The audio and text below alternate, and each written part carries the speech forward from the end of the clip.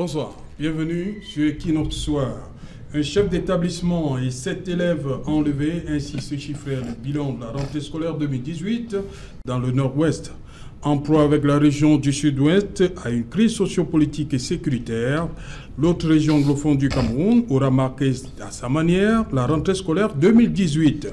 Quelques jours auparavant, c'est le directeur du collège d'enseignement secondaire de Ibal Oku qui était kidnappé par des hommes armés au motif qu'il plaidait pour l'éducation des enfants. Rentrée scolaire 2018, comment comprendre que les enseignements n'ont toujours pas repris avec des effectifs normaux de ce côté? Les politiques sur ce plateau se prononcent. C'est, madame, monsieur, le fait du jour.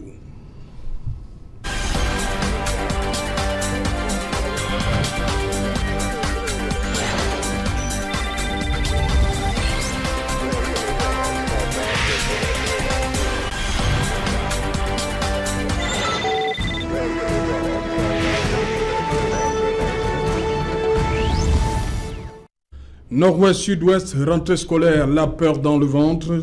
J'en parle avec Maître Adeline Djomgan, bonsoir. Bonsoir, monsieur Otto. Bonsoir, chers téléspectateurs. Vous êtes avocate au barreau du Cameroun, c'est bien cela? Oui. Et également... secrétaire général adjoint numéro 4 du Social Démocratique Front. Du SDF, élu membre du NEC. Oui. En février 2018. Au grand congrès qui a porté Joshua aussi comme champion du SDF. Oui. Tous ces deux congrès, le congrès ordinaire et extraordinaire. Voilà, bienvenue sur le plateau. Merci, merci monsieur. En face de vous, Cyril Sambaka, bonsoir. Bonsoir, bonsoir à tous les téléspectateurs et aux panélistes. Voilà, vous êtes vice-président de l'UDC. Tout à fait. Où est passé Adamou Damtua? Alors là,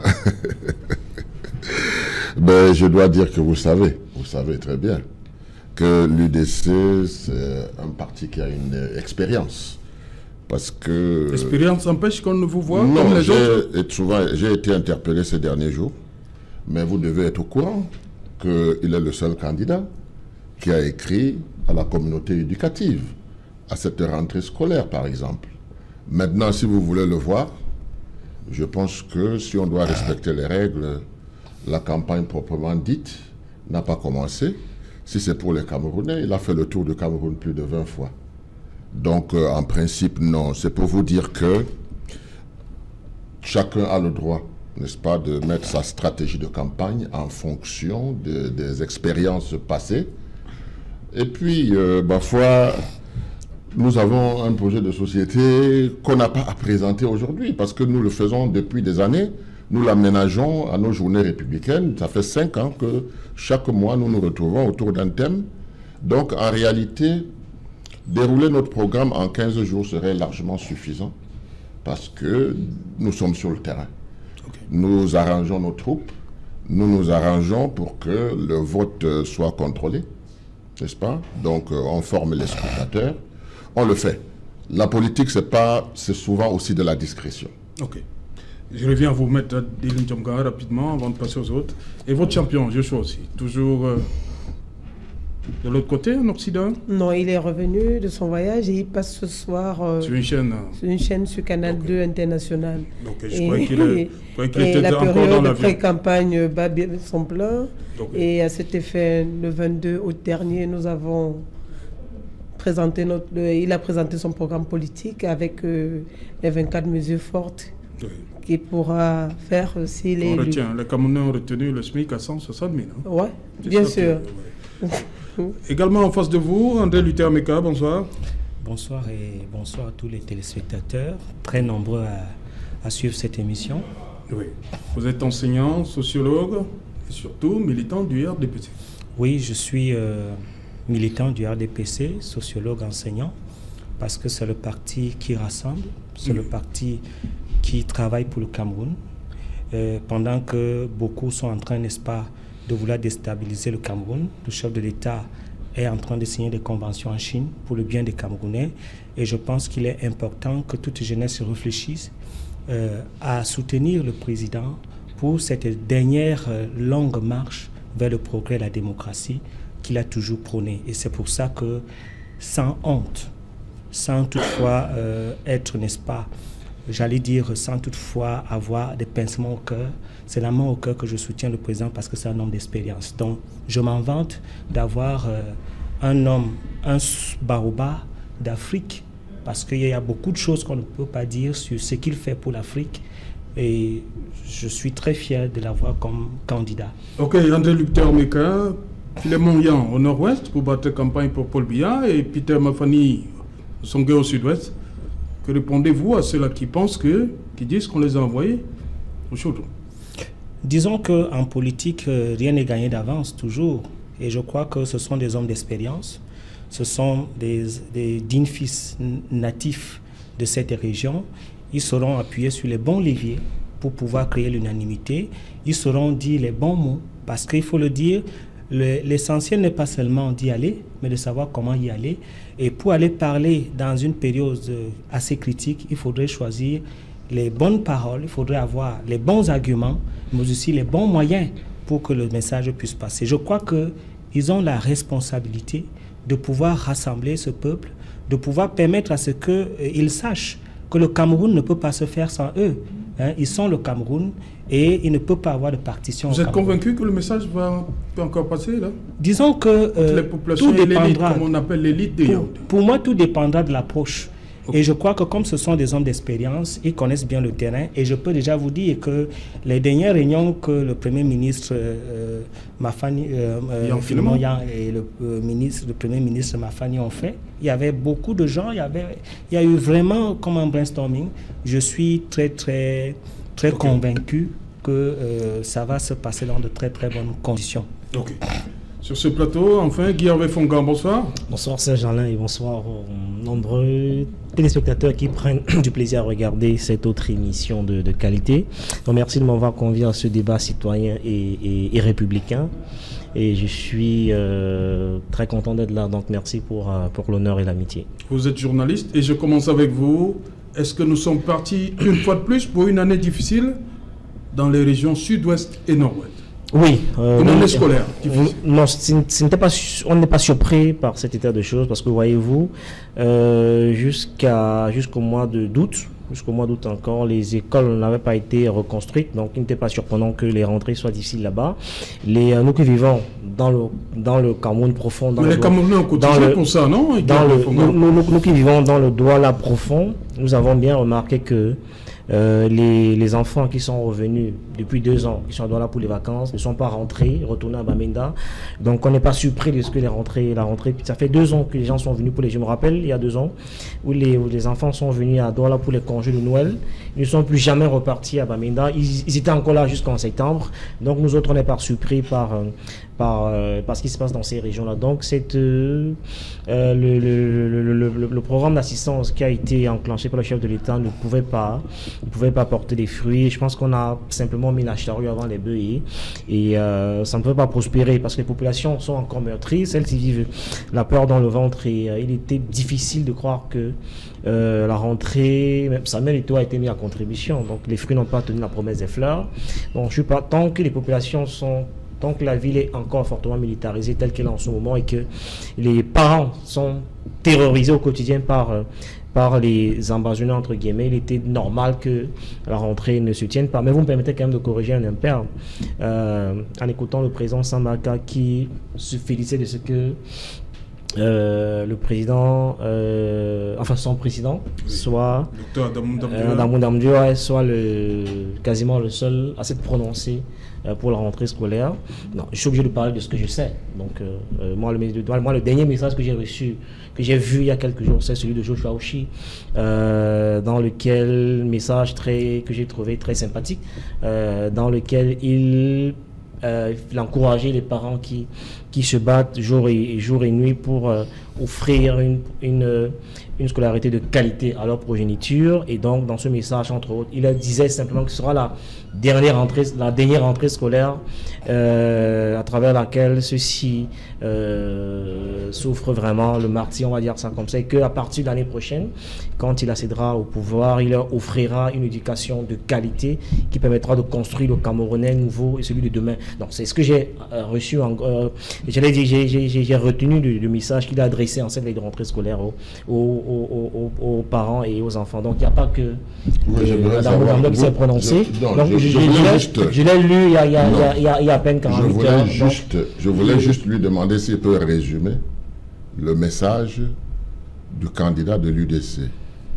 Non, vous en avez déjà parlé. Donc moi, j'ai dit que je parlais de ce que je sais. Vous avez vu le message du candidat de l'UDC? Non, j'ai l'intention de dire qu'il n'est pas le seul. Non, est-ce que vous avez vu le message du candidat de l'UDC? Je ne l'ai pas vu, mais je ne l'ai pas le seul. Il est donc possible. Il n'est pas le seul. Il est donc possible que je n'ai pas vu. Oui, tout à fait. Il est donc possible que je n'ai pas vu le message de Joshua aussi. Tout à fait. Et voilà. Donc il n'est pas le seul. Maître Adeline Djomgan, lorsqu'on écoute Guy Hervé Fongan, il parle, il dit votre champion, Joshua aussi, dit que c'est la dernière entrée. L'élection, c'est en octobre. Donc ça veut dire que si jamais il est élu, il ne va pas s'attaquer tout de suite aux problèmes scolaires. Il va attendre septembre 2019. Non, il va s'attaquer directement aux problèmes scolaires. Et c'est la raison... Dans ces deux régions. Hein, dans ces deux régions, parce que le problème de ces deux régions, c'est un problème de malgouvernance. Ça, il ne faut jamais l'oublier. Les escalades, tout ce qui résulte de ces régions, c'est un problème de malgouvernance. Et ça, il ne faut pas l'oublier.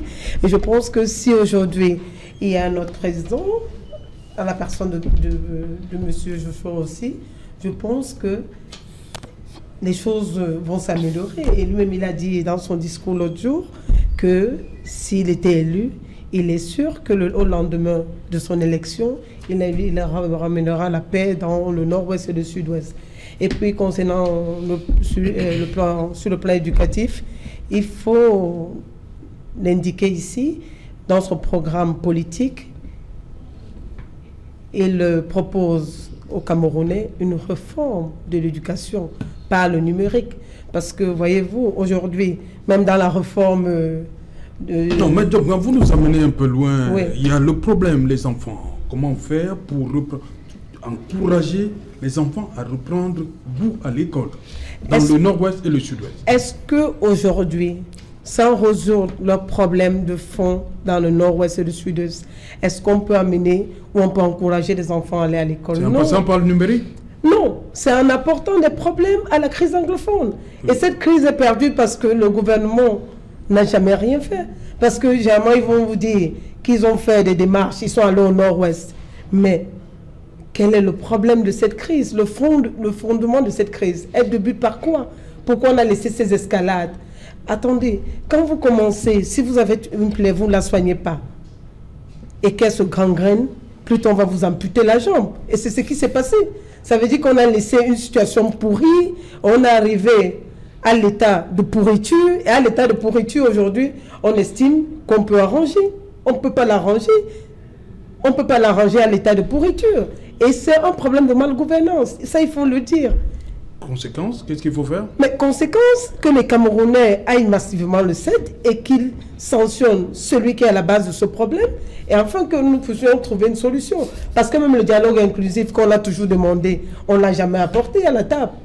On n'a jamais apporté la table, puisque depuis le début de cette crise, tout le monde a fait appel au dialogue inclusif. À un moment, on a commencé à discuter avec des gens, et plus tard, on les a appelés ces ténors, les terroristes. Après des ambazoniens, après tout ce qui s'ensuit, on a mis des gens en prison. Et puis c'est ça, c'est le pire qui est arrivé. Ok, André Luther Maker, on parle de problème de gouvernance pour cette crise, la plaie qui a fini par se gangréner et tout ça. Vous avez laissé faire le pouvoir public, le RDPC? Disons que je ne suis pas ministre de l'administration territoriale ou MINDEF. Moi, je parle en tant que militant, en tant que Camerounais, de ce que j'ai pu voir se dérouler. J'aimerais vous dire que beaucoup de Camerounais sont parfois très manipulés par, j'allais dire, le volume des ressources naturelles qui constituent notre pays. Et je crois que dans cette manipulation, le nord-ouest et le sud-ouest est entré dans cette manipulation. Parce qu'il y en a, il y a certaines régions qui pensent qu'elles sont la vache à lait des autres régions et se constituent comme des régions les plus riches.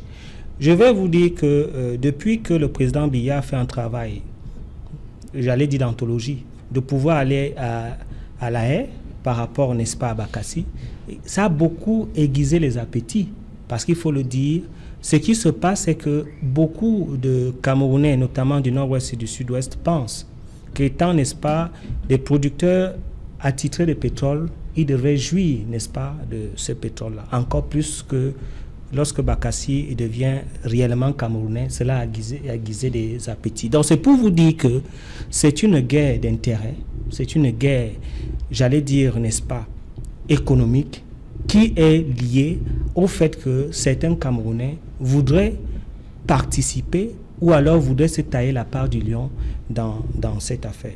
Donc, je ne suis pas surpris que certains secteurs de la société soient bloqués dans le fonctionnement de cette région. Parce qu'il faut le savoir, moi j'ai essayé de lire un peu la sociologie de la révolution, la révolution permanente de Léon Trotsky, et tous ces littératures démontrent qu'il est important, n'est-ce pas, de pouvoir neutraliser certains secteurs de la ville pour créer un rapport de force. Donc, ils ont neutralisé notamment le secteur économique parce qu'il faut le savoir, le nord-ouest et le sud-ouest, c'est 45% de devises nationales. Il faut le savoir, c'est également près de 17%, n'est-ce pas, dans un certain nombre d'activités. Et il faut savoir qu'il y a 1511 entreprises qui ont été créées depuis 2011. Donc, il y a un certain nombre, et c'est la partie du Cameroun qui produit beaucoup de pétrole.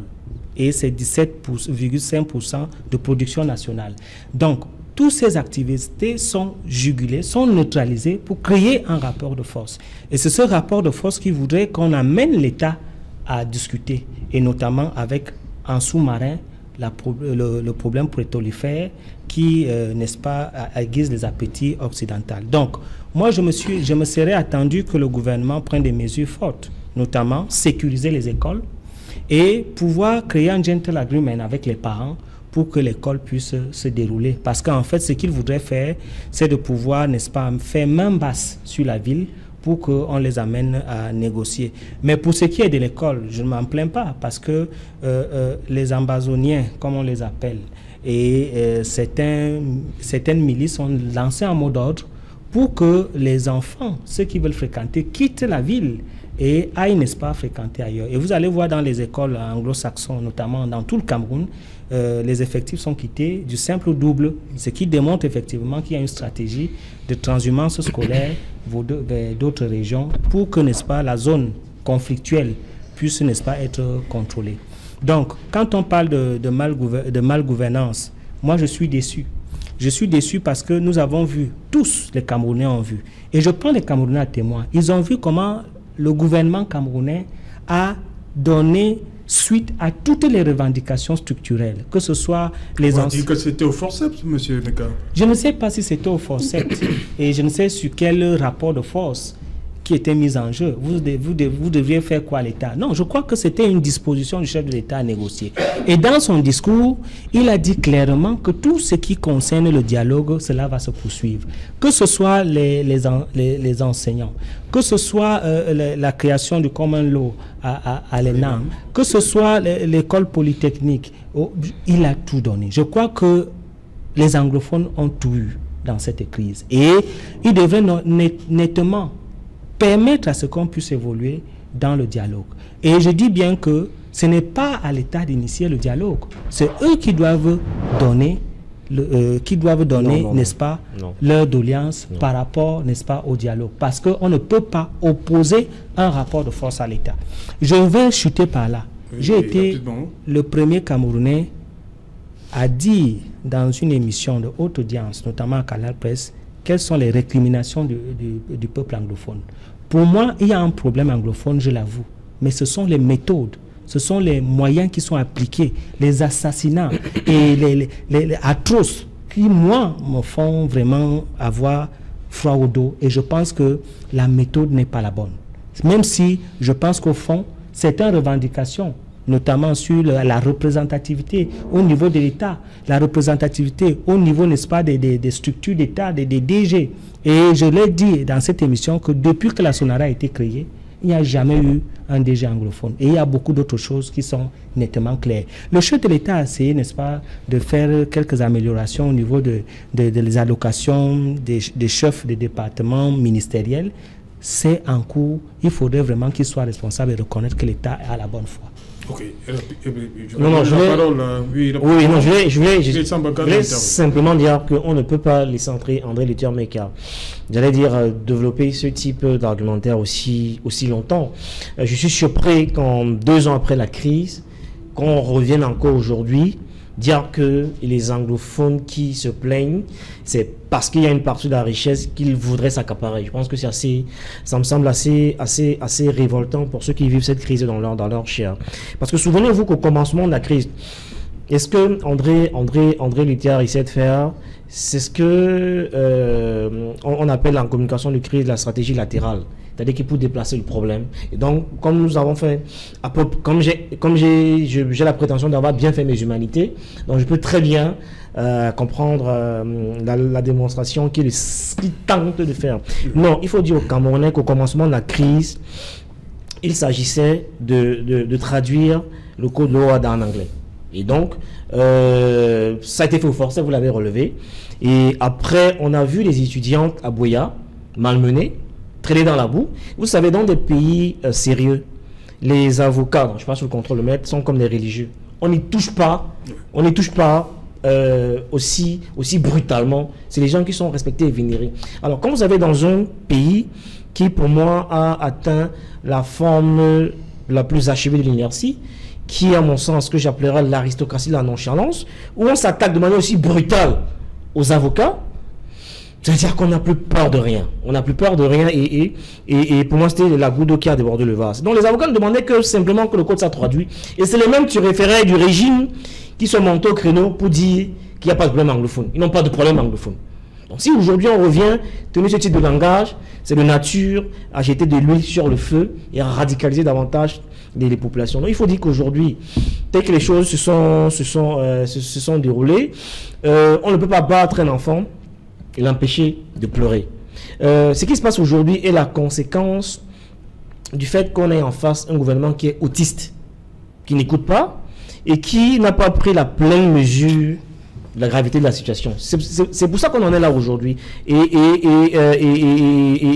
on n'est pas surpris, nous autres qui vivons au quotidien ici, que la rentrée n'ait pas pu se tenir. Et dans ce point de vue, on peut estimer que, pas que l'État a démissionné, mais que l'État n'a pas pris toute la mesure de cette situation et ce type de langage contribue à rebeller les gens. Parce que il faut peut-être rappeler aux gens, le common law, qui est enseigné, qui est pratiqué dans la zone anglophone, n'a rien à voir avec le droit civil qui est enseigné dans nos universités. Or, c'est les complexités qu'il demande de prendre en compte, mais qui ne sont pas malheureusement pris en compte et qui contribuent à radicaliser les gens. Donc, il faut très bien prendre en compte toutes ces subtilités-là et comprendre le malaise que vivent ces gens dans leur chair. Ok. C'est le Sambaka. Il a dit avec Fongan, depuis 2 ans, il y a des enfants qui sont partis de la zone anglophone pour la zone francophone et ils ne sont jamais rentrés. Et de plus en plus, les effectifs ne font que gonfler. Les établissements sont vides là-bas. On a vu des reportages hier au nord-ouest et au sud-ouest. On avait 3 élèves par classe. Je suppose que les autres sont en zone francophone. Est-ce que l'État n'a pas encouragé, entre guillemets, cet exode-là? Oui, ce que je dois dire, c'est que la santé, l'éducation, ce sont des droits fondamentaux inaliénables. Oui. Il faut déjà le prendre comme ça, et à ce titre-là... Ça, votre candidat le dit dans sa lettre.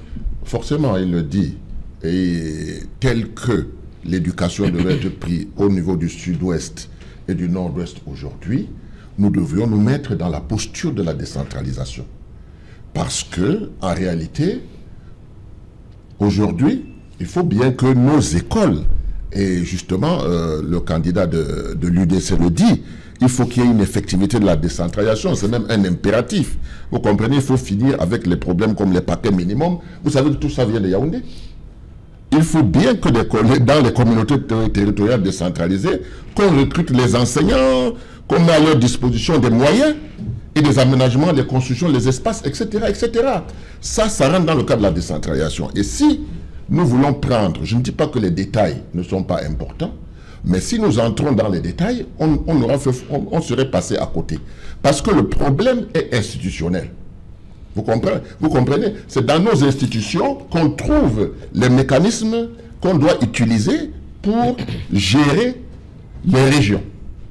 Or, nous sommes en train de discuter comme si les régions dans nos textes n'existaient pas. C'est le pouvoir central. Non, il ne s'agit pas d'avoir un ministre, un directeur adjoint ou autre. Ce n'est pas de ça qu'il s'agit. Il faut d'abord planter le décor. Il faut d'abord qu'il y ait cet ancrage-là. Vous voyez, c'est-à-dire que nous devons appliquer la décentralisation ou le fédéralisme des régions. Je crois que c'est le contenu qui est important. Et quand on voit comment est-ce que les gens ont pris cette affaire de décentralisation pour dire que ça a été transféré, ça a été rien du tout. Et cela montre à souhait que ce n'est pas dans l'agenda de parti au pouvoir. Donc, tant que nous allons nous mettre dans la posture des gens qui sont en train de travailler pour un État central, on n'aura pas compris de quoi il s'agit. Donc, les institutions d'abord. Il faut que la décentralisation soit effective. Ce que j'appelle détail, mais qui est important et qui nous amène aujourd'hui au niveau de la guerre et autres, ben, c'est précisément parce que depuis 1996, où on a eu notre constitution et qu'on a dit que c'était un État décentralisé, la décentralisation n'a pas été effective. Parce que quand elle est effective, ça veut tout simplement dire qu'on gère nos régions de manière participative. Alors si on la gère de manière participative, ça veut dire que tout le monde est impliqué. Or, on n'a pas d'un côté les donneurs d'ordre et les exécutants. Tout le monde participe, donc partie prenante. Ça fait que on ne peut pas avoir ce genre de problème. C'est la raison principale pour laquelle on dit, si maintenant on doit juger là où on est tombé, alors qu'on a crocheté le pied un peu plus loin, ça nous pose des problèmes. Il faut donc revenir au niveau des institutions et voir comment est-ce qu'on va régler ce problème. Il suffit de le dire, il suffit de prendre un engagement, il suffit de mettre en place un calendrier pour que, de l'autre côté, les gens soient rassurés. Si les gens ne sont pas rassurés de l'autre côté, c'est tout à fait compréhensible qu'ils mettent des freins. Parce que c'est la Constitution qui le dit. Ils ne sont pas en train d'inventer quelque chose. Donc nous pensons que quand on va régler le problème institutionnel, le reste va se faire tout seul. Ok. Maître Adeline Tomgang, vous, c'est le fédéralisme. Oui. C'est ça qui va résoudre le problème, la crise?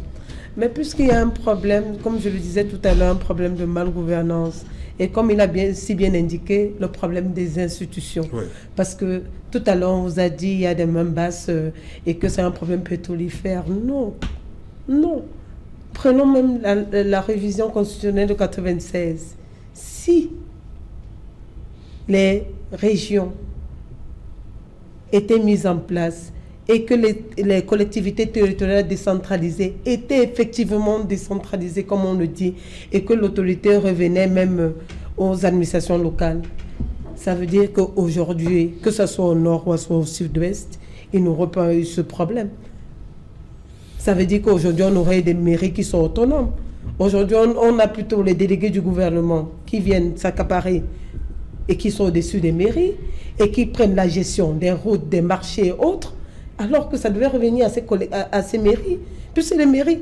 Et puis, c'est quelle histoire où on nomme un délégué du gouvernement qui vient et il a un super maire au-dessus des maires élus. Et c'est la raison pour laquelle nous pensons que le fédéralisme est une solution. Solution parce qu'aujourd'hui, demain nous aurons des États fédérés. Et dans les États fédérés, nous aurons le gouvernement local. Et ce gouvernement local, que ce soit le gouverneur qui sera élu, rendra compte directement aux populations. Et ce sera la représentation des populations.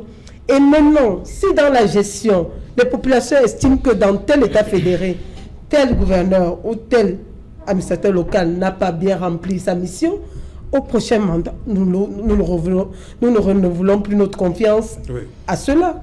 Donc, je dis, comme le président Sambaka l'a si bien dit, c'est un problème institutionnel et c'est un problème, et comme je l'ai dit encore, de malgouvernance. Ok.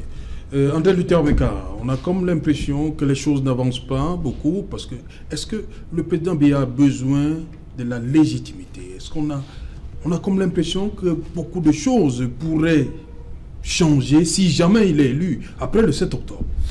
Non, mais il cherche la légitimité, ce mandat, avant de résoudre un certain nombre de choses. Il n'a pas besoin de chercher la légitimité, il est légitime.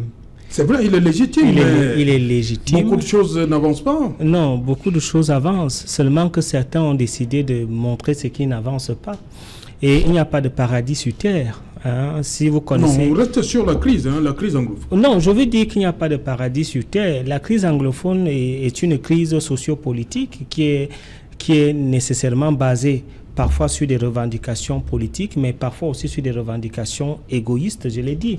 Et c'est une guerre qui, malheureusement, est en train, n'est-ce pas, de pouvoir faire main basse sur la ville. Ce qui crée problème, en fait, c'est que des Camerounais ont pris les armes et veulent faire la partition du pays.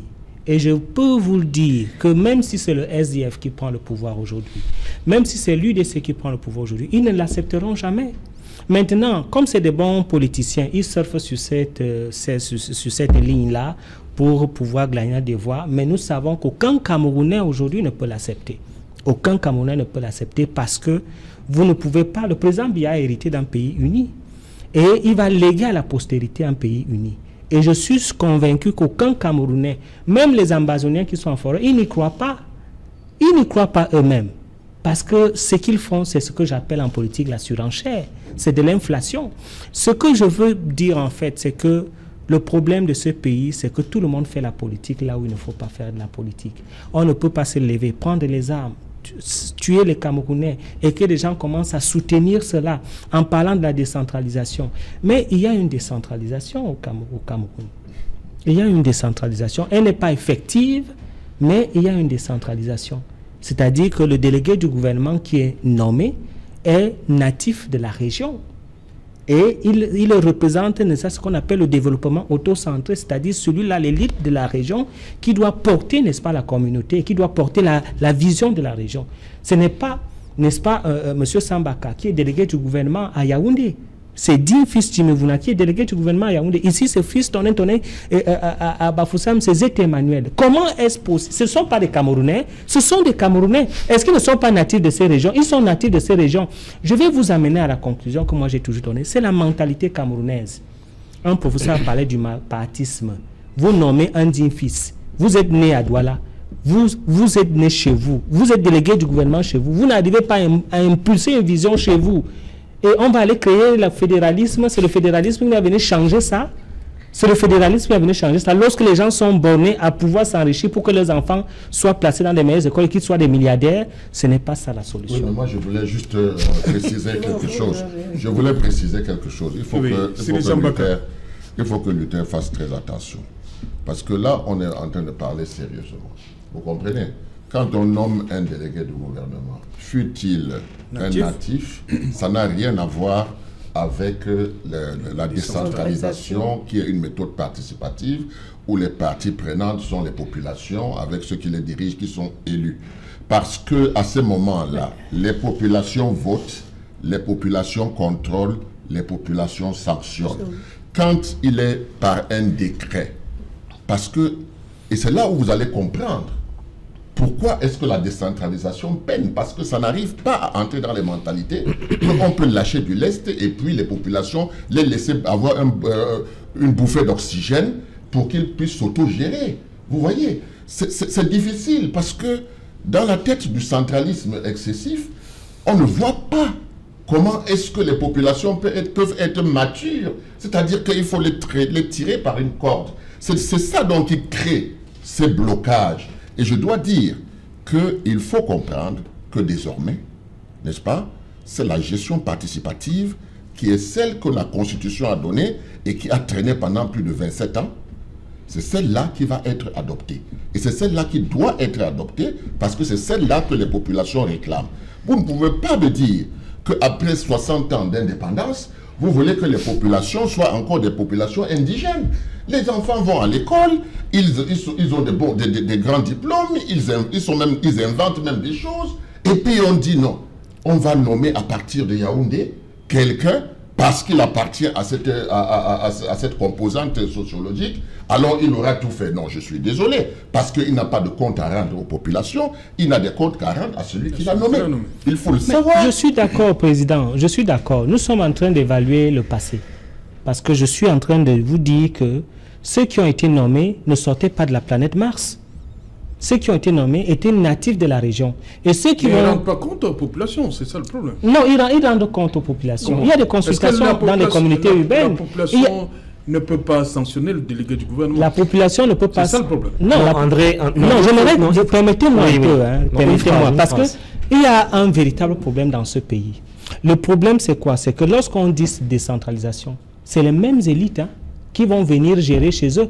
Et je suis même en train de vous... Je l'ai toujours dit, le centralisme dont vous voyez là, dont on parle, le jacobinisme, c'est en fait cette réserve des élites qui ont été déflatées dans le gouvernement central et qui rentrent dans la périphérie. Okay. Et le véritable problème, donc, c'est quoi? Le véritable problème, c'est que lorsqu'ils arrivent dans la périphérie, c'est pour s'accaparer des richesses et ne pas mettre, n'est-ce pas, une politique par objectif et de participation. Okay. Guy, vous permettez que Maître place un mot d'abord? Évidemment. D'accord. Merci, M. Otto. Ça, il faudrait encore bien l'indiquer sur ce plateau et aux Camerounais.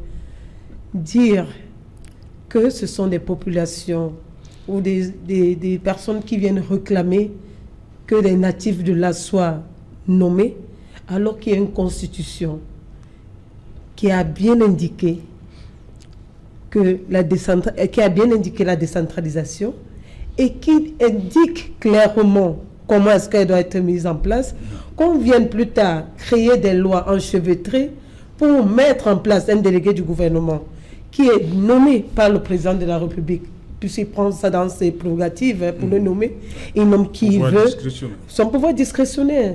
Il nomme qui il veut. Aux emplois civils et militaires. Voilà. Et ce dernier ne rend pas compte. Pour les délégués du gouvernement, ils ne nomment pas qui veut. Il y a des consultations.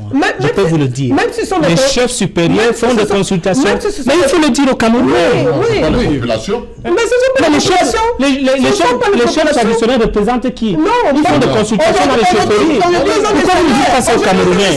Non, mais il faut dire ça aux Camerounais aussi. Ils ont des salaires. Et ça, il faut le dire. Et on ne peut pas venir carrément mettre un délégué du gouvernement pendant qu'il y a des maires qui sont élus. Et les maires sont obligés de rendre compte aux populations. Et ce même délégué du gouvernement qui est nommé à la gestion des gares routières, des marchés et autres. Et pendant que ces maires sont dépourvus de ces gestions-là, alors que ces gestions devaient rentrer normalement dans les communes, enfin de booster même ces communes et aider ces communes à avoir leur autonomie financière, afin de booster le développement local. Ok, Guy Hervé Fonga, effectivement. Oui, non, il faut dire les choses de manière froide et sincère. Vous savez, le problème de ce pays, et d'ailleurs André Luther a semblé le dire, c'est qu'on a tous hérité du jacobinisme français. C'est-à-dire un État centralisateur. Ils sont seulement forts où tous les pouvoirs sont concentrés vers le centre, au détriment de la périphérie. Alors, vous avez remarqué avec moi que les délégués du gouvernement sont exactement le contre-exemple de la décentralisation. Parce que souvenez-vous de la genèse des délégués du gouvernement. Les délégués du gouvernement arrivent dans ce pays à un moment donné où il y a une montée en puissance des maires de l'opposition. Et donc pour contrecarrer la puissance des maires, on nomme des super-maires. On nomme des super-maires qui sont les délégués du gouvernement pour contrecarrer le travail des maires. Et donc à partir de ce moment-là, on ne peut pas. C'est exactement ce qu'il ne fallait pas faire. Et vous allez remarquer qu'aucun... Il veut dire que les maires sont les mieux habilités, les mieux placés pour savoir ce dont a besoin les populations. Nous sommes pour quelques-uns d'entre nous élites dans nos différentes localités. Alors quand on a souvent la chance de rencontrer le maire et qu'on pose des problèmes, c'est nous qui pouvons dire au maire, nous avons besoin d'une école ici, d'un hôpital ici. Ce n'est pas le délégué, ce n'est pas le FECOM qui va décider ce qu'il nous faut à notre place.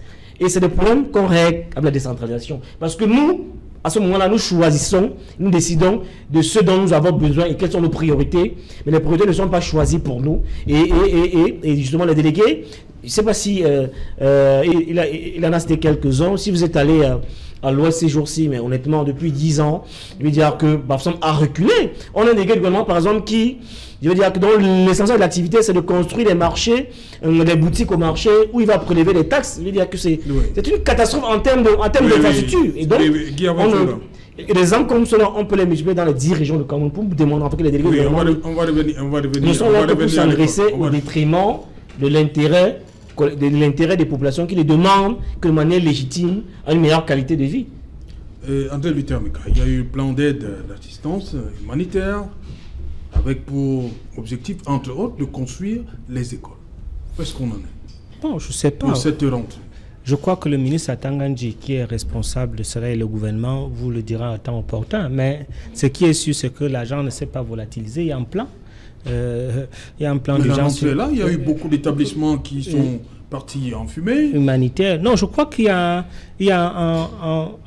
un processus qui doit être fait et je crois que ce sera fait. Et pour la rentrée prochaine. Pas pour la rentrée prochaine. L'école a commencé depuis hier. Pas pour la rentrée prochaine. Il n'y a toujours pas de classe, il n'y a pas d'école. Soyez pas pressés. Soyez pas pressés. Les choses se font à temps et en heure. Il faut avoir, n'est-ce pas, la capacité de savoir que lorsque on fait une cotisation, pour décaisser de l'argent, il y a des procédures. Pour prendre, n'est-ce pas, les gens qui vont aller construire, il y a des procédures. Ça ne se passe pas comme vous le croyez. Moi, ce que je veux dire, c'est que cette opération a été félicitée. D'ailleurs, vous avez pu voir la sortie, n'est-ce pas, du représentant de l'ONU au Cameroun qui a démontré que de l'autre côté, il y a de la mauvaise foi et qui a démontré que le gouvernement a bien fait, n'est-ce pas, de mettre sur pied ce plan humanitaire. Maintenant, je crois qu'il revient au gouvernement de pouvoir impulser cela dans les faits pour que les gens puissent s'assurer que ce qui a été dit sera fait. Ok. Cyril Sambaka? Oui, je pense On a cotisé, vous avez cotisé vous aussi? Vous savez, on ne se moque pas de souffrances. Hein. Les souffrances, c'est des choses sur lesquelles il faut beaucoup de respect. Je pense que le plan humanitaire a échoué. Déjà? Tel que vu, parce que jusqu'à présent, et je pense que le chef de l'État est en Chine, il a eu une aide de 1,7 milliard pour ce plan humanitaire. Ça veut dire que les 12 milliards ne sont pas bouclés. C'est ce que ça veut dire. Si la Chine a donné 1,7 milliard, c'est très bien de penser à l'aide humanitaire et à la reconstruction. Mais c'est beaucoup plus efficace quand on a retrouvé la paix. Parce que dans tous les pays du monde, on se prépare à la reconstruction parce qu'on est engagé vers une voie de sortie des crises. Parce qu'après être sorti des crises, il faut engager tout de suite la reconstruction. Comme le plan Marshall après la Deuxième Guerre mondiale. Or, dans le cas d'espèce, nous voyons avec cette rentrée scolaire que nous ne sommes pas encore à côté de cela. Nous apprenons que des gens continuent de tomber sous les balles, de continuer de mourir. Ça veut dire qu'il y a des problèmes. Nous voyons le cardinal Toumi qui veut organiser quelque chose, on lui dit après les élections. Le Cameroun ne s'arrête pas aux élections. Vous comprenez? Il y aura un Cameroun après les élections. Il y aura un Cameroun qui va toujours vivre. Les hommes vont passer, les institutions vont rester. Donc il y a quelque chose, il faut qu'on change de paradigme. Qu'on se dise qu'on ne peut plus vivre comme on a vécu hier. Parce que nous avons mal apprécié, quand on parle de jacobinisme et tout cela. Mais la vérité c'est quoi? C'est que les Blancs sont partis. Ils ont laissé des colons noirs blanchis qui ont continué à traiter les populations comme les colons les ont traités. Pour noirs, masque blanc. Et avec ça, ils n'ont pas compris qu'on leur laissait un pays qui devait être indépendant et où il fallait travailler pour le développement. C'est la raison pour laquelle vous allez entendre les fonctionnaires, ils sortent de leur école de l'ENAM. Ils pensent qu'ils sont devenus des blancs et que les noirs sont à leur service. Non, il n'y a plus de Tanga Nord, Tanga Sud. Tout ça c'est fini, nous entrons dans le développement. Et pour ça, il faut bien que les populations et les gouvernants, que les gouvernants soient des facilitateurs, n'est-ce pas? et que les populations n'aient plus peur du gendarme. Parce qu'en réalité, ce que nous voulons, c'est développer nos pays. Donc quand on a enlevé cette mentalité, nous pouvons avancer. Mais quand on continue à nous frapper sur la table, que le délégué du gouvernement, il travaille, il est consulté par les chefs traditionnels qui eux-mêmes sont inféodés, qui eux-mêmes, etc., etc. Il ne s'agit pas de cela. Okay. Il s'agit d'une révolution dans les mentalités que ceux qui nous gouvernent doivent avoir aujourd'hui. Parce qu'ils nous ont gouvernés comme s'ils capitalisaient pour envoyer ailleurs. Et beaucoup ont mis dans leur poche. Ok, merci. Cédric Noufelet, bonsoir. Bonsoir Serge-Alain, bonsoir à vos invités. Voilà, le 20h, c'est dans quelques instants. 2 ou 3 éléments essentiels qui vont constituer ce 20h, que vous-même, vous allez présenter. Sur la route d'Etoudi 2018, nous parlerons de ce jeu des alliances qui se noue entre certains candidats et des leaders politiques. Que valent-elles dans la perspective de la présidentielle 2018, alors que l'idée d'une candidature unique est désormais enterrée, selon certains observateurs? Ces alliances politiques peuvent-elles influencer le jeu politique et obtenir plus de suffrages durant la journée du 7 octobre 2018, date de l'élection présidentielle au Cameroun? On en parlera au journal de 20h.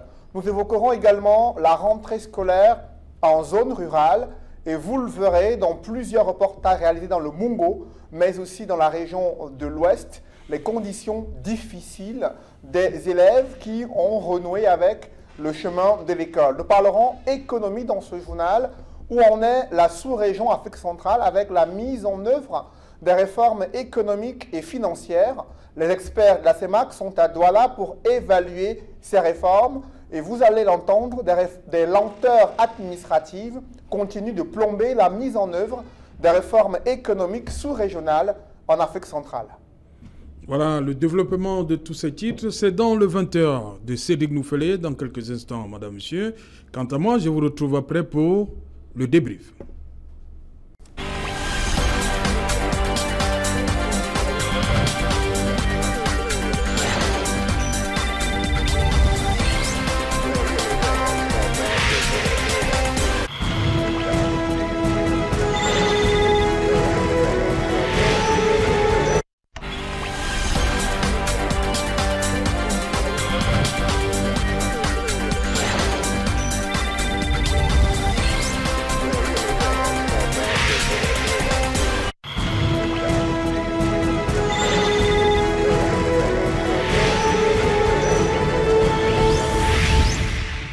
Retour sur le plateau Equinox Soir, toujours en compagnie des experts. Je commence par le premier d'entre eux, André Luther Meka. L'hymne national, l'exécution de l'hymne national, une obligation pour l'élève?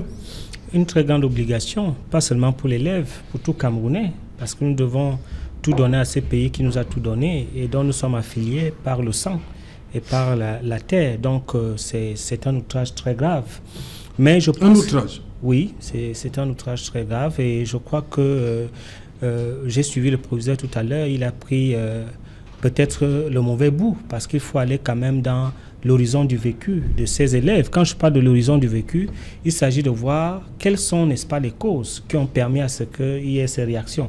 Vous savez qu'il y a certaines religiosités qui font en sorte qu'on ne puisse pas chanter l'hymne national. Vous savez qu'il peut y avoir même quelques petits conflits entre les élèves et l'administration et également il peut y avoir des infiltrations politiques aussi dans le cadre. Donc il faut effectivement faire une sorte de diagnostic pour comprendre effectivement pourquoi ces élèves agissent de la sorte. Mais quels que soient les mobiles, quelles que soient les raisons, ils doivent être sévèrement sanctionnés parce qu'il faudrait déjà inculquer la discipline, inculquer, n'est-ce pas, le respect à la nation, à la jeunesse camerounaise. Guy Hervé Fonga, non, c'est une obligation? Oui, mais je ne vais pas être aussi péremptoire parce que moi j'aurais aimé dans ce reportage écouter 2 ou 3 élèves interrogés qui certainement nous auraient dit la raison pour laquelle ils n'ont pas voulu chanter l'hymne. Je me rappelle qu'il y a quelques années, quand nous étions plus jeunes, quand j'étais au collège, il nous est arrivé qu'on s'oppose à ce chant-là parce qu'on exprimait mécontentement et un malaise. Et ça nous a valu quelques jours d'exclusion, du moins une ou 2 semaines d'exclusion, avec travaux forcés à l'appui. Et donc, je veux dire que je suis très peiné de remarquer que de manière péremptoire, le proviseur j'allais dire, il fait un rapprochement direct avec les Ambazoniens, ce qui moi me heurte un peu. Donc, je vais dire, c'est souvent arrivé, on a été jeunes, on a été au lycée, on a été au collège. Il nous est arrivé qu'on s'oppose à certaines décisions, en l'occurrence, de refuser les chantiers nationaux parce qu'on n'était pas d'accord avec un certain nombre de choses, mais il faut reconnaître que les emblèmes sont sacrés, il faut les respecter, il ne faut pas tergiverser, étranger avec ce genre de choses. Et on est quand même dans une période assez délicate, même si on peut comprendre cette attitude, même si on ne la prouve pas. Peut-être que c'est une manière aussi, on va spéculer, les élèves n'ont rien dit, peut-être une manière pour les élèves aussi, pour eux, d'exprimer leur, j'allais dire peut-être leur solidarité vis-à-vis de leurs frères, leurs frères anglophones, les sœurs anglophones. C'est sur votre chaîne que j'ai vu au journal dire par exemple qu'aujourd'hui tous les établissements de l'Ouest sont saturés parce que les enfants venus du Nord-Ouest ont envahi tous les lycées et collèges de l'Ouest. Donc il y a presque plus de place. Vous avez les enfants qui s'asseyent 7, 8, parfois 10 par banc parce qu'il y a de place pour personne. Alors que si vous êtes dans une famille comme celle-là et que vous vous retrouvez chez vous avec vos 5, 6, 7 sœurs, parce qu'ils ne peuvent pas aller ailleurs que chez vous, à un moment donné on a besoin de exprimer ta désapprobation et que le pouvoir et à l'instant qu'on n'est pas toujours d'accord avec ce qui se passe parce que contrairement à ce qu'on pense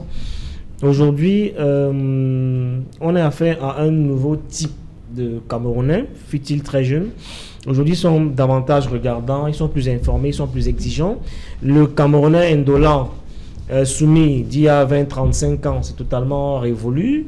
Les jeunes sont de plus en plus prompts à revendiquer ce qui leur revient de droit aujourd'hui. Donc, ce qui se passait hier aura du mal à passer aujourd'hui. Donc, c'est un signal fort à mon sens que cette jeunesse adresse à l'establishment, qu'ils ont leur mot à dire, ils peuvent se faire écouter, se faire entendre, quelle que soit la manière utilisée, même si on peut ne pas l'approuver, mais on peut la comprendre de toute façon. Sidi Sambaka, vous comprenez l'attitude du proviseur qui fait tout de suite rapprochement? Je pense que ces enfants ont besoin de psychologues. Ils demandent à être encadrés parce que s'ils se sont comportés comme ça, c'est probablement qu'ils ont reçu des traumatismes. Et la question est de se poser quand ils sortent hors des zones de combat, il faut les encadrer. Il faut des psychologues pour les amener à comprendre que, voilà, ils sont sortis de... Président Souza, il n'y a pas de combat. Hein. De leur enfer. Je dis qu'ils sont venus de là-bas. Et ils ont ce traumatisme. Donc, le chef de l'établissement doit les accompagner. Il faut que les psychologues viennent voir qu'est-ce qui se passe là-bas, pourquoi est-ce que cela se passe ainsi. Et ça nous amène à penser que ça doit être beaucoup plus grave sur ceux qui sont sur le terrain. Donc, en réalité, il ne faut pas faire comme si ces enfants n'ont pas subi de traumatisme. Ils se retrouvent de ce côté parce que précisément, ils l'ont subi. Donc, le proviseur doit être indulgent et essayer de comprendre. Au lieu de parler de sanctionner. Tous les trois proviseurs qu'on a vus dans l'élément des avis focaux, je pense que c'est un ton très dur. Hein. Oui, je pense que c'est la méthode, comment on dit, c'est la méthode francophone. C'est-à-dire que la sanction, non, je pense que ce sont des enfants. Ils ont envie d'aller à l'école. Les parents sont peut-être restés de l'autre côté. Ils sont ici. Ils entrent dans un lycée. C'est tout à fait normal qu'ils ne soient pas des élèves ordinaires. Ce sont des enfants qui viennent de connaître des traumatismes de l'autre côté. Donc, il y a de fortes chances que là-bas, on leur dise, vous ne chantez pas l'hymne. Vous voyez qu'il y a des choses peut-être interdites là-bas. Et on leur dit... Il y a quelqu'un qui a dit à un moment, l'école aux écoliers. Oui, ça, on le dit, mais vous savez, hein, c'est à l'université qu'on allait prendre les enfants pour bourrer les urnes. Donc, il y a quelque chose qu'il faut faire. Moi, je pense qu'il y a quelque chose qu'il faut faire. Il ne faut pas parler que de sanctions. Il faut d'abord éduquer avant de sanctionner. Il faut encadrer avant de sanctionner. Donc, c'est trop tôt de pouvoir parler de sanctions, mais il faut d'abord diagnostiquer quel est le problème. Pourquoi est-ce que ces enfants ont peur? Parce que c'est peut-être la peur. Ils ont peur de chanter l'hymne national. Ok, Maître Adeline Djamgan, c'était trop tôt un conseil de discipline le jour de rentrée? Moi, j'estime que c'est très tôt parce que, quoi qu'on dise, le proviseur est d'abord un enseignant. Oui. Un enseignant est un pédagogue et ce pédagogue doit avoir la capacité d'écouter l'enfant. Et tel que j'ai vu dans le reportage, Ça veut dire l'enfant a posé l'acte, ou les enfants ont posé l'acte, et la sanction a suivi directement. Alors, je pense qu'il fallait même convoquer ces enfants à un conseil de discipline et comprendre ce qui se passe. La rentrée n'a que commencé qu'hier, le 3. Ils se retrouvent face à une situation le 4. Et directement, et moi, ce qui m'a choqué... Non, le même 3. Le même 3. Oui, tout voilà. ça s'est passé hier. Voilà. Directement, le même 3, on sanctionne les enfants. Mais ce qui m'a choqué... Non, ils sont convoqués au conseil de discipline. Ils ont été convoqués hier au conseil de discipline. Convoqués et sanctionnés directement. Ce qui m'a choqué dans le reportage, c'est le fait que le proviseur, qui est un enseignant, qui est un pédagogue, puisse directement appeler ses enfants, les traiter d'ambazoniens. Ça, c'est dangereux. Il a tout de suite fait le parallèle. Non, c'est même dangereux parce qu'à un moment donné, j'ai l'impression que l'escalade ou la guerre ou la crise des tensions de l'autre côté vont carrément se reporter dans la zone francophone et c'est en train de continuer. Parce que nous avons déjà un côté qui est en pleine crise, où on n'a pas carrément la paix, c'est la guerre. Qu'on a un pays où les jeunes vont à l'école, ne travaillent plus, à un moment donné, qu'on a aussi des enfants tels que vécu là, qui à un moment donné, peut-être traumatisés, qui ont perdu même cette foi de patriote, à un moment donné, il faudrait qu'on se remette un peu en question et qu'on se demande qu'est-ce qui ne va pas. Et je dis, le proviseur pédagogue a mal fait d'un trait de qualifier ses enfants d'abandonniens. De Luther, vous qui enseignez la sociologie, je veux l'enseignant, j'interroge l'enseignant. Est-ce qu'il a manqué les proviseurs? On a vu les 3 qui utilisaient un ton véritablement ferme. Vis-à-vis des enfants. Est-ce que c'est... Il n'y a pas un problème de ce côté? Au-delà du pédagogue, je peux me réjouir d'être entré dans une école d'État qui enseigne le respect de la hiérarchie, le respect des emblèmes.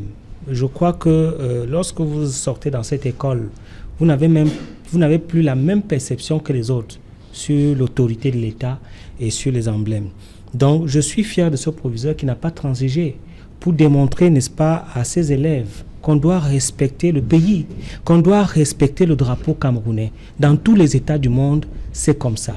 Donc moi, je suis déçu parfois qu'on fasse la politique politicienne, qu'on surfe sur les sentiments, sur l'appel des voix, sur des choses dont on ne discute pas. Maintenant, vous savez qu'il y a des adeptes d'une confession religieuse qui ont interdit de chanter l'hymne national? Bien sûr, et ceux-là sont souvent connus dans les établissements. Il y en a même, moi j'ai enseigné... Pourquoi donc faire tout de suite le rapprochement avec... Moi j'ai enseigné même à l'INSET où il y avait les baptistes qui ne venaient pas à l'école le samedi, même quand il y avait même lorsqu'il y avait les examens. Bon, ces problèmes sont connus. Et lorsque le proviseur ne les a pas taxés d'ambazoniens parce que, bon... vous savez, les mots sont... on sait qui est parmi nous. Écoutez, les mots sont des totems qui mieux auraient des initiés. Moi, j'ai suivi du français. Oui, moi aussi. Il a dit que les histoires d'ambazoniens, on ne veut pas ça ici. Non, ça c'est le deuxième extrait, le deuxième intervenant. Écoutez bien le premier intervenant. C'est ce que moi j'ai suivi. Ah, vous avez suivi le deuxième intervenant seulement? Bon, c'est ce que moi j'ai suivi. C'est ce que moi j'ai suivi. Et lorsque le proviseur qui assure la police administrative de son établissement le dit, ça veut dire qu'il a un certain nombre d'informations. Vous savez, dans un établissement, il y a la police administrative. Et cette police administrative lui permet d'avoir un certain nombre d'informations qui lui donnent des pistes sur un certain nombre de réactions. On ne remet qu'à la police aussi rapide sur d'autres dossiers. Sur un certain nombre d'informations de son établissement. Donc, il le dit certainement miraculeux, en connaissance de cause. Il le dit en connaissance de cause. Bien, dès lors qu'on restaure l'autorité, n'est-ce pas, et le respect des emblèmes, je crois qu'au conseil de discipline, on va mieux, n'est-ce pas, élaborer de quoi il s'agit et on va trouver des solutions idoines. Mais sur le champ, il faudrait restaurer l'ordre et restaurer l'autorité de l'État. Ok. Bon, j'en viens à cette coalition qui semble s'enfuir par la fenêtre. Maître Adeline Djamga, on n'en parle plus. Qu'est-ce qui se passe? On a parlé des égaux. C'est quoi le problème? La coalition de l'opposition. C'est encore faisable? Je ne pense Certains nous font croire que c'est encore faisable. Je ne pense même pas qu'il y a un problème de coalition de l'opposition. C'est quoi le problème? Tout à l'heure, vous avez vous-même fait un reportage sur 92. Je pense que même en 92, la meilleure coalition, et je vais le réitérer sur votre plateau, c'est le peuple. parce que les partis politiques ont un nombre limité de militants. Mais pourquoi avoir fait miroiter ça ce peuple-là, que l'opposition peut se mettre ensemble? Mais personne n'a fait miroiter au peuple la coalition. Ce qui s'est passé avec le problème de la coalition, c'est que je pense il y a quelque temps, j'ai vu tout un article dans Cameroun Tribune, les journalistes, tout le monde est entré là-dedans, mais les opposants eux-mêmes, ou les responsables, ou les candidats, personne n'a parlé de coalition. Et je prends à témoin le président Samba. Non, son champion, lui, il est loin de ses affaires de coalition. Donc personne n'a parlé de coalition depuis. Non, personne n'a parlé de coalition. La véritable coalition, et je continue à le dire, c'est le peuple. Lui seul, il sort, et lui seul, il décide d'aller voter.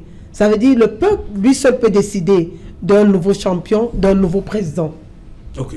Guy-Hervé Fongan, cette histoire de coalition, vous êtes un peu déçu que ça s'achève comme ça?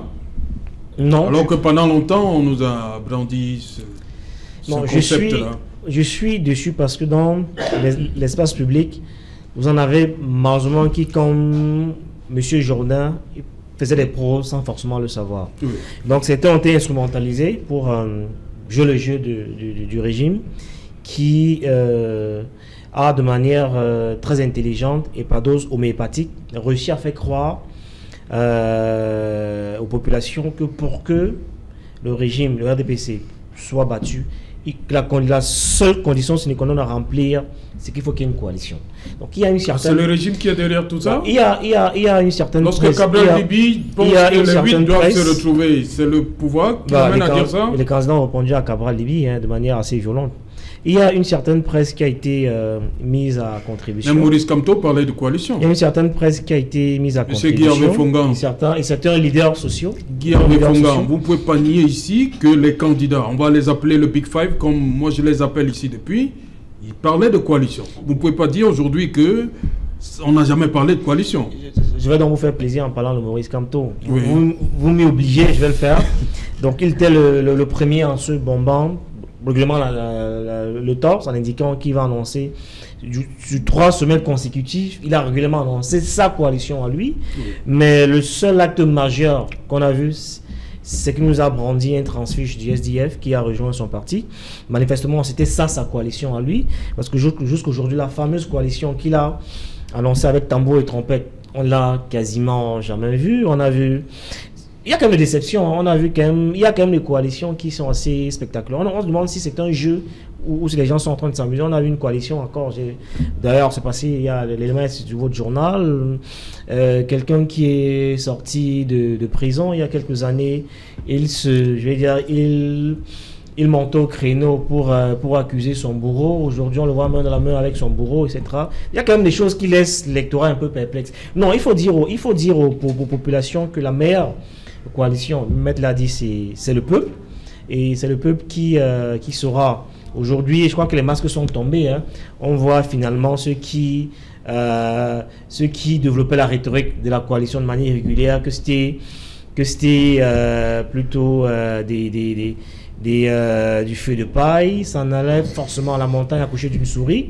Et aujourd'hui, le peuple véritablement saura quels sont les candidats qui sont restés cohérents et constants dans leur démarche depuis le début. D'ailleurs, c'est sur votre chaîne que j'ai suivi un des candidats, je crois que c'est celui du SDF, qui parlait de coalition programmatique, qu'il s'agit davantage pour lui de voir réunir autour de lui des gens qui ont la même idéologie, le même programme, et non une coalition de personnes. Aujourd'hui, on est plutôt déçu de voir ce qui se passe dans l'espace public, et j'ai espoir que la meilleure coalition finalement restera le peuple, parce que les masques sont tombés et les populations sont finalement convaincus de ce que on leur a brandi un écran de fumée en leur faisant croire que la seule condition pour battre le RDPC, c'est de se réunir, alors que vous avez vous-même démontré en 92 le RDPC a été battu sans coalition. Donc je crois que les Camerounais sont assez intelligents et ils sauront évidemment qui est le vrai challenger de Paul Biya et qui ne l'est pas. Cyril Sambaka, vous n'avez jamais, on vous a pas trop entendu sur cette histoire. De part de l'UDC, Les gens ont vraiment compris. L'UDC est un parti qui a une expérience. Et je dois dire qu'en termes de coalition, nous avons toujours été dans des coalitions. Nous savons ce que c'est que les coalitions. Mais je pense que nous ne pouvons pas nous mettre dans une situation de gens qui se cognent le mur contre le front contre le mur tous les jours et ne pas chercher à contourner l'obstacle. Voyez-vous, on était plus à voir un pays avec des mécanismes démocratiques. Tout le monde parle des élections à 2 tours, de bulletins uniques, etc., etc. Mais vous avez constaté qu'on a engagé ces élections, on n'en a pas parlé, les gens n'en ont pas parlé. Hein? Il fallait y aller. Et puis en route, on parle de coalition. Une coalition, c'est quelque chose qui se prépare. C'est autour d'un programme, c'est autour des objectifs définis, c'est autour d'un serment qu'on a prêté. C'est ce que nous, on a appelé le pacte républicain. Le lendemain de 2011, il y a un groupe qu'on a appelé le G7. On a commencé à travailler. Il y a eu un pacte républicain. Et vous voyez les gens qui ont signé ce pacte républicain, quand ils s'en sont allés, ils n'ont même pas demandé qu'est-ce qui se passe. Donc vous voyez, face à une situation comme celle-là, on doit résolument être en train de travailler pour trouver les solutions pour le peuple. Maintenant, le peuple, lui, il doit pouvoir regarder franchement quels sont les programmes, quels sont les gens qui sont habilités à leur apporter des lendemains meilleurs. Okay. C'est de ça qu'il s'agit. André Luther Meka, je vous ai vu sourire là. Ce boulevard est ouvert pour vous? Non, disons que c'est des choses très compliquées. Ils ne peuvent pas coaliser. C'est juste. Comment ça? C'est 2 leviers. Le levier politique. Ils ne peuvent pas? Ils ne peuvent pas. Je vais vous donner un exemple simple. Le SDF a des bastions politiques établis. Et pour cela, en tant que premier parti de l'opposition, ils ne peuvent pas aller coaliser derrière les autres.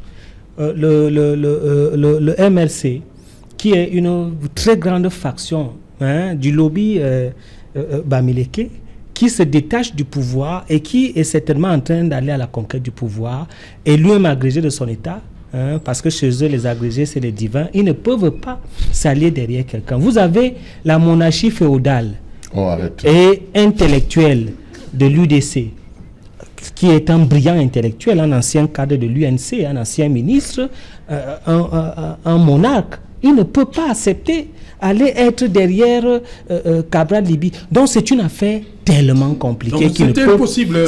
C'est une impossibilité notoire. Ça vous arrange? Monsieur de la Palisse ne l'aurait pas dit mieux. Et maintenant, il y a même ça vous arrange, non, André Luther? C'est leur problème là-bas. Est-ce qu'ils peuvent même s'ils sont coalisés, ils ne peuvent pas. C'est leur problème là-bas. Maintenant, il y a le problème économique.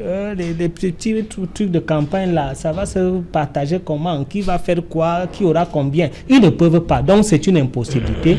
Et c'est pour ça que nous avons toujours dit que le parti fort, le parti de rassemblement, le parti qui a les militants conscients, qui a une stratégie de conquête du pouvoir, de conservation du pouvoir, c'est le RDPC. Vous allez voir que depuis des années, ce parti reste debout, avec ses cadres debout, et c'est pour ça que nous soutenons ce parti. Il ne faut pas qu'on se trompe, M. Outou. Les Camerounais vivent au quotidien la situation dans laquelle tout le monde est.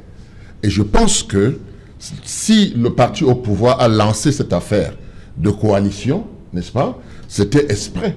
Parce qu'il fallait que les Camerounais se détournent de leur souffrance au quotidien. Parce que dans la réalité, ces élections qui arrivent, ce sont des élections où on n'aura pas de gens pour voter pour le parti au pouvoir. Et automatiquement, les élections vont se faire. Je suis désolé. La masse critique infime de l'opposition demande que vous soyez un pour aller affronter un baobab. C'est ce qu'on vous demande. Et vous, mais où est le baobab? D'après ce que vous dites, tout va mal dans ce pays.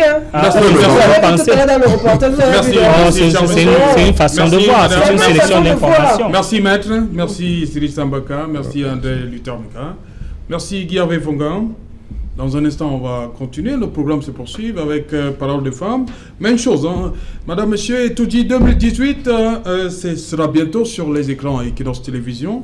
Une émission mise en place depuis 2011. Vous vous rappelez, Etoudi 2011. Bientôt sur Equinox Télévision, Etoudi 2018. Rediffusion Equinox Soir, il sera 23h GMT, bien évidemment, et minuit à Bafan.